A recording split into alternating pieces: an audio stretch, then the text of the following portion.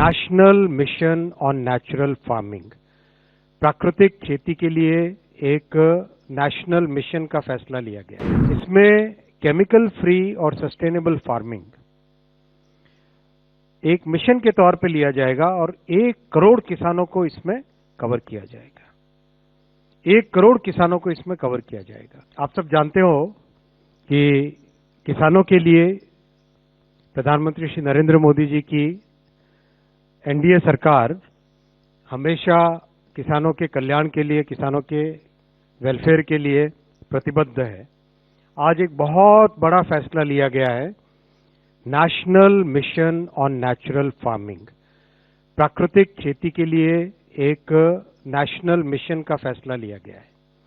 ये एक path breaking फैसला है, क्योंकि हम सब जानते हैं कि हमारे देश में एक बड़ी रिक्वायरमेंट है, जो किसानों की जमीन है, भूमि है, मिट्टी को स्वस्थ रखने की और केमिकल रहित प्रोडक्ट से इंसानों को स्वस्थ रखने की। इसीलिए ये एक बहुत महत्वपूर्ण आज फैसला लिया गया है और ये फैसला साथियों पुराने कई फैसलों की कड़ी में है। अगर आप देखो, जून के चुनावों के बाद में, मई जून के चुनावों के बाद में मोदी जी की तीसरी टर्म में आने के बाद में किसानों के लिए एक के बाद एक कई बड़े फैसले लिए गए। ये आपके सामने एक लिस्ट है जो पिछले कई कैबिनेट ब्रीफिंग्स में आपके सामने प्रस्तुत की गई है। तो ये 10 प्रोजेक्ट तो इस पेज पे है, अगले पेज पे और 9 प्रोजेक्ट है। टोटल 2-2.5 लाख से ज्यादा के टोटल प्रोजेक्ट्स अप्रूव हुए हैं और आज उसी कड़ी में national mission on natural farming करीब 2481 करोड़ रुपए का प्रोजेक्ट है। इसका पहला एक्सपेरिमेंट हुआ था 2019-20 में।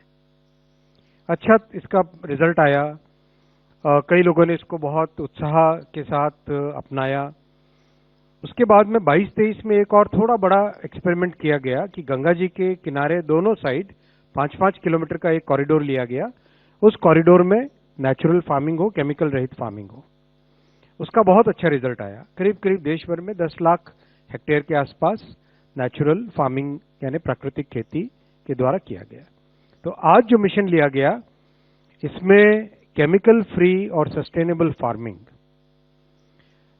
एक मिशन के तौर पे लिया जाएगा और 1 करोड़ किसानों को इसमें कवर किया जाएगा।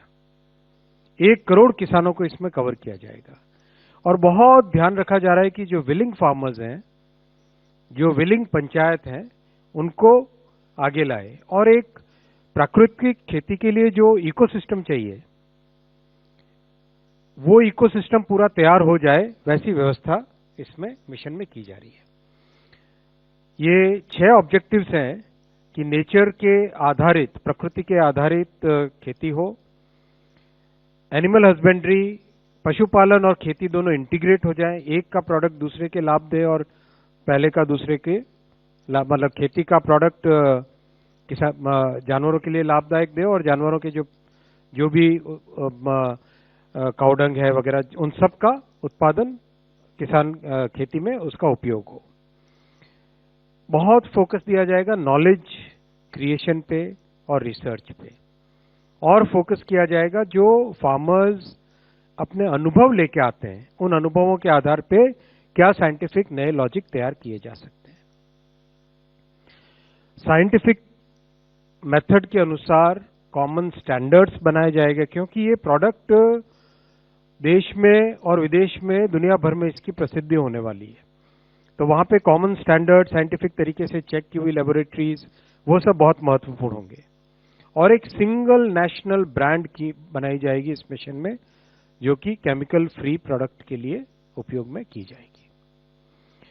इस प्रोग्राम को मिशन, बहुत बड़ा मिशन है ये, एक ह्यूमंगस टास्क है। इसको करने के लिए बहुत प्लानिंग की गई है, इम्प्लीमेंटेशन स्ट्रेटेजी पे बहुत ध्यान दिया गया है। कैबिनेट में जब माननीय शिवराज जी ने इसके बारे में बताया था, बहुत डिटेल में किस तरह से इम्प्लीमेंटेशन किया जाएगा उन्होंने बताया, तो वो सारा आपके सामने रखा गया है।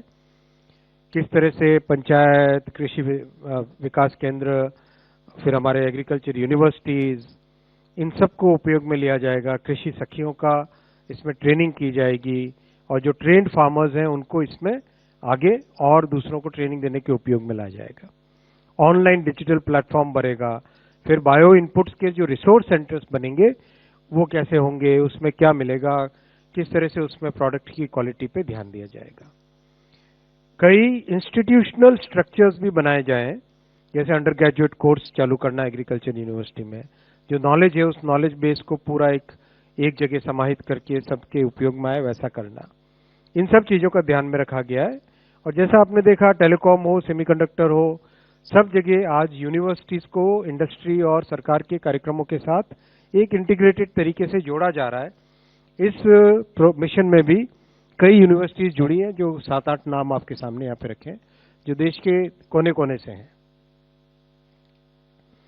साथियों, एग्रीकल्चर के बाद में नौजवानों के लिए, स्टूडेंट्स के लिए जो बहुत बड़ा एक कार्यक्रम आज लिया गया है वो है वन नेशन वन सब्सक्रिप्शन। हम सब जानते हैं कि रिसर्च के लिए बहुत जरूरी है high quality publications. High quality publications महंगे होते हैं और हम सब जानते हैं कॉलेज में जब पढ़ते थे एक अच्छा जर्नल पढ़ना हो कितना एक्सेस कितनी कम रहती थी। इसलिए प्रधानमंत्री जी ने इसको एक नए स्वरूप में डाला है कि क्यों ना हम सभी यूनिवर्सिटीज अपने रिसोर्सेज को पूल कर ले, कॉमन करके जितने विश्व प्रसिद्ध जर्नल हैं उन सबको खरीदें, उनका सब्सक्रिप्शन करें और उसके बाद में देश भर में जितने भी हमारे एजुकेशनल इंस्टीट्यूशंस हैं उन सब में वो उपलब्ध हो जाए। It's a very interesting thought and this has led to the 6,000 crore programme for one nation one subscription. Initially इसको लिया जाएगा गवर्नमेंट के, सेंट्रल गवर्नमेंट और स्टेट गवर्नमेंट के एजुकेशनल इंस्टीट्यूशंस में फेज 1 में, उसके बाद में दूसरे हायर एजुकेशन इंस्टीट्यूशंस में और फिर देश भर में इसका प्रभाव आएगा। कई जो ग्लोबल पब्लिशर्स हैं वो ऑलरेडी ऑन बोर्ड हो गए हैं। ये सारे के सारे ऐसे पब्लिशर्स हैं जो कि विश्व प्रसिद्ध पब्लिशर्स हैं रिसर्च एंड डेवलपमेंट की फील्ड में। जो पायलट प्रोजेक्ट किया गया उसका रिजल्ट आप देखिए।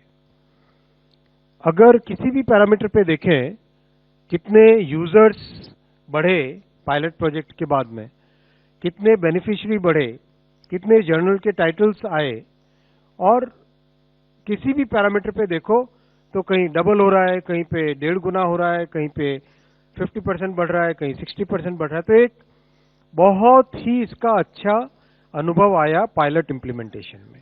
इसीलिए आज कैबिनेट में माननीय प्रधानमंत्री जी ने एक विस्तृत रूप से इस प्रोग्राम को आज अप्रूव किया।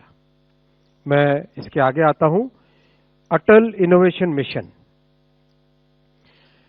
भारत में हमारे नौजवान स्टूडेंट्स किस तरह से एक इनोवेशन की तरफ बढ़े, कैसे एंटरप्रेन्योरशिप में आगे आए, इसके लिए अटल इनोवेशन मिशन चालू किया गया था। इसमें शुरू के रिजल्ट बहुत अच्छे आए। 10,000 से अधिक अटल टिंकरिंग लैब्स खुली हैं देश के 730 से अधिक डिस्ट्रिक्ट्स में।